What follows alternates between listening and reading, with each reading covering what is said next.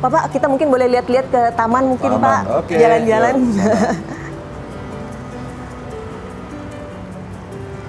Ini mungkin untuk taman di sini, Pak, Bapak desain sendiri atau gimana, Pak? Ya, ini kan ya kantor perwakilan provinsi ya, jadi saya minta dulu bentuknya itu mesti kaku, bentuknya nggak nyaman. Ini sebenarnya belum selesai sih. Terus saya bilang, saya suka tanaman. Belum selesai sebenarnya, Pak. Sebenarnya belum. Tapi udah indah loh, Pak, ini. Ya, dulu ini bentuknya nggak seperti ini, maka saya bilang dikasih pagar, ya kayak teknokrat, kayak birokrat gitu ya. Kok nggak enak amat sih, gitu. Maka saya bilang, dibuatin dong taman-taman, maka dibuatin replika Borobudur dan sebagainya itu. Sehingga ya, kalau kita bangun pagi, terus kemudian saya mau jogging keliling di sini tuh, indah lah dilihat. Biar nyaman ya, Pak, Iya, ya. iya. Pak, ngomong-ngomong untuk kedepannya nih, Pak, masa jabatan Bapak juga berakhir tahun depan begitu ya, Pak? Tahun depan siapa? Ya. Dan di saat video-video Bapak juga saya lihat saat kunjungan kerja banyak sekali warga yang meneriakan, Pak Ganjar presidenku, wah calon presidenku. Ada niatan nggak sih, Pak? Apa ya, publik itu selalu mendapatkan suguhan-suguhan dari berita ya, kayak MNC lah gitu ya.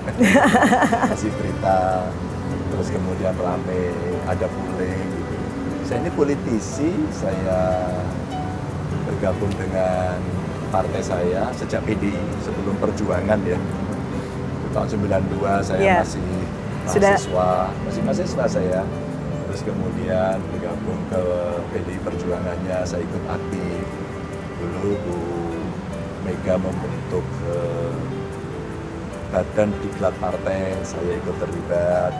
Habis itu Bu Mega membentuk Baguna, Badan Penanggulangan Bencana, karena saya dulu ketua Mapala juga. Oh, Jadi wow. kita terlibat di situ, seneng. Dan sampai hari ini, maka kalau bicara tentang kebencanaan, Ibu Ketum selalu aware pada situasi seperti itu.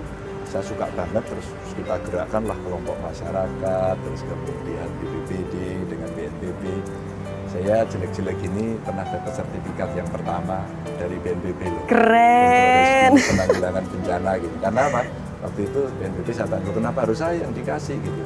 Ternyata secara kelembagaan organisasi, kata mereka, saya ngopeni. Terus kemudian terjun langsung, terus kemudian pelatihan, terus kemudian koordinasi dengan BMKG dan sebagainya. Dari cerita-cerita ini Mbak, terus kemudian muncullah cerita-cerita politik yang sekarang lagi rame. Kalau baca itu biasa. Tapi Pak, Itu biasa saja sih. iya, tapi Pak, kalau misalnya memang ada kesempatan untuk ke sana, mau nggak Pak? Ada dua hal yang mesti orang melihat ya. Yang pertama, jabatan-jabatan seperti itu kalau orang tua saya bilang jabatan itu nggak usah dikejar-kejar. Kalau itu takdirmu ya laksanakan dengan baik, tapi jangan pernah mengejar-kejar. Maka aturan internal di PDI Perjuangan itu ini diserahkan pada ketua umum. Bu Mega pasti akan punya satu waktu pertimbangan untuk menetapkan. Nah, kalau bahasanya Pak Jokowi itu ojo ke susu. Ojo ke susu. Ya, jadi sebenarnya dalam konteks sebagai kader partai, kader PDI Perjuangan, tentu kita akan mengikuti apa yang menjadi keputusan. Tugasannya satu aja Pak. Ketika partai tanda tangan rekomendasi saya untuk bekerja, ya sudah, saya sebagai gubernur toh Mbak, kerjakan itu dengan baik. Pokoknya itu your best lah gitu. Bahwa saya tidak best-best amat ya, tentu siap dievaluasi, dikritik ya, dan seterusnya. Dan memang di partai, di PDI Perjuangan sih, kalau saya ikut bangga gitu.